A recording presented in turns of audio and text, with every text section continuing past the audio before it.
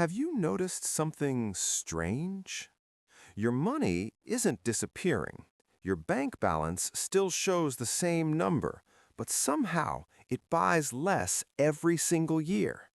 Groceries feel more expensive, rent feels heavier, even small treats feel like a luxury now. So here's the uncomfortable question. Who or what is quietly stealing from your wallet without you noticing? That invisible thief has a name, and it's called inflation. But before your brain switches to, boring economics, stay with me, because inflation isn't just an economics word. It decides how hard your future will be. And here's the scary part. Most people feel inflation every day, but almost no one truly understands what actually causes it. Today, we're going to fix that. By the end of this video, you'll understand inflation so clearly that prices will finally make sense, headlines won't confuse you, and you'll never look at money the same way again. Let's begin with a story. Imagine a small town. There are 10 people, 10 burgers, and 1,000 rupees total in the entire town. Each burger costs 100 rupees. Simple, balanced, peaceful. Now, imagine the government of this town thinks, people seem stressed, let's help them. So they print another 1,000 rupees and give it to everyone. Now the town has the same 10 burgers, but 2,000 rupees chasing them. What happens next? Do burgers magically multiply? No, prices rise. Suddenly, burgers cost 200 rupees. Nobody is richer, everyone just needs more money to buy the same thing. That's inflation at its most basic level. Too much money chasing too few goods. That's the core idea. But here's where it gets interesting and more dangerous. Let's talk about the most famous inflation villain, money printing. When governments spend more than they earn, they borrow. When borrowing gets expensive, they turn to central banks, and central banks can create money out of thin air. No printing press required, just numbers added to a screen. Now, quick pattern interrupt. If printing money made countries rich, Zimbabwe would be the richest place on earth. It's not. When money is created faster than the economy grows, each unit of money becomes less valuable. Think of money like slices of pizza. 8 slices shared by 4 people is great. 8 slices shared by 40 people is sadness. Inflation is just money dilution. But here's an important twist. Money printing alone doesn't always cause inflation immediately. Sometimes it hides, sometimes it sleeps, and then suddenly, boom, prices explode. Which brings us to the second cause. Inflation doesn't only come from governments. Sometimes it comes from us. Picture this. After a crisis, like a pandemic, people are stuck at home. They can't travel. They can't spend. Money piles up. Then the world reopens. Suddenly, everyone wants phones, cars, clothes, vacations, food deliveries at 2 a.m. Demand skyrockets. But supply? Factories can't instantly catch up. Shipping is slow. Workers are missing. So businesses raise prices. Not because they're evil, but because too many buyers are chasing limited supply. That's called demand-pull inflation. And yes, this is where fear sneaks in. Because once prices start rising, people panic.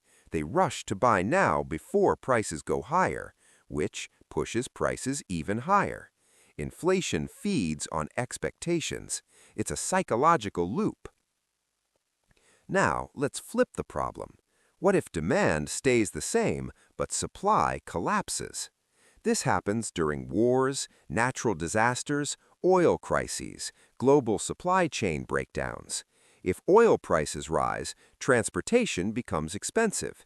If transportation is expensive, everything becomes expensive. Your food, your clothes, your phone. This is called cost-push inflation. And here's the brutal part. People often blame companies, but many businesses don't raise prices because they want to. They raise prices because their own costs are exploding. Inflation spreads like dominoes. One sector falls, then another, then everything. Now comes the most misunderstood part: wages. Everyone wants higher salaries. That makes sense. But imagine this cycle. Workers demand higher pay. Companies raise pay. Companies raise prices to afford wages. Workers demand even higher pay. This is called the wage price spiral. It feels good at first, then it becomes a trap, because prices often rise faster than wages, which means even after a raise, you feel poorer. That frustration you feel? That's inflation winning. Quick reset. At this point, inflation sounds like a supervillain with multiple origin stories: money printing, demand explosions, supply disasters, wage spirals. So which one is the real cause? Here's the truth. Inflation is rarely caused by one thing.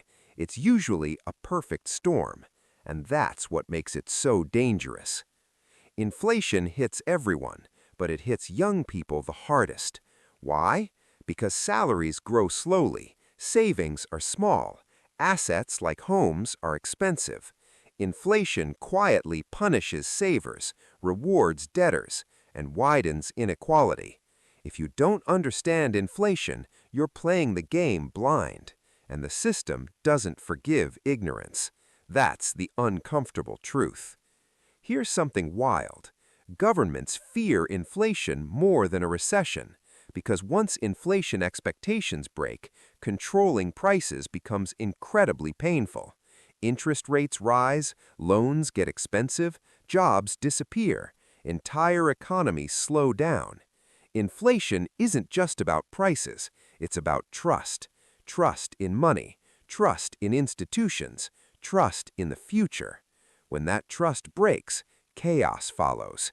History proves this again and again. Final pattern interrupt: soft humor. So next time someone says, "Why is everything so expensive?" you can smile quietly and think, "Oh, I know why," and maybe ruin the vibe at dinner with an economics lecture. Inflation isn't magic, it isn't random, and it isn't impossible to understand. It's the result of decisions by governments, businesses, and societies. When you understand inflation, you understand power. You understand why prices move, why policies matter, and why your financial choices today affect your future tomorrow. Because money doesn't lose value by accident. It loses value for a reason. And now you know what those reasons are. That knowledge, that's your real protection.